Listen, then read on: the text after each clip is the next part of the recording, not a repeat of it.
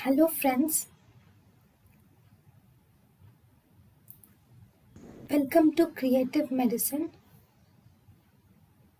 In this lecture, we will learn about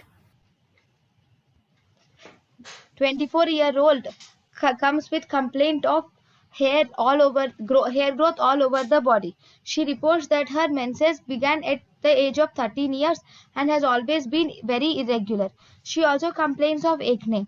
On physical examination, there is hair around the nipples, chin and in the upper lip. There is no galactoria, thyromegaly is not there. There is temporal balding on examination. So all these are not there. Then there is pelvic examination. Everything is normal. No evidence of clitoromegaly. So all of the following should be included in differential diagnosis. So here we are talking about differential diagnosis of the patient based on the history. So if you see the differential diagnosis, here the patient, we have only one history, which is there is hirsutism. Number one. Second, there is irregular menses. Okay, hirsutism with irregular menstrual history. So this can be Steen-Leventhal syndrome or PCOD. Number one. Number two, it can be idiopathic hirsutism where the cause is unknown. Okay, these two are definitely there.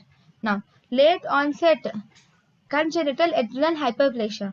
Even in the patients with late onset congenital adrenal hyperplasia, they present with the similar feature of hirsutism with irregular menstrual history. But if you see in Sertoli Leydig cell tumors, in this there will be signs of virilization will be there. But it was clearly mentioned that here there is no evidence of clitoromegaly. So if there is no evidence of clitoromegaly,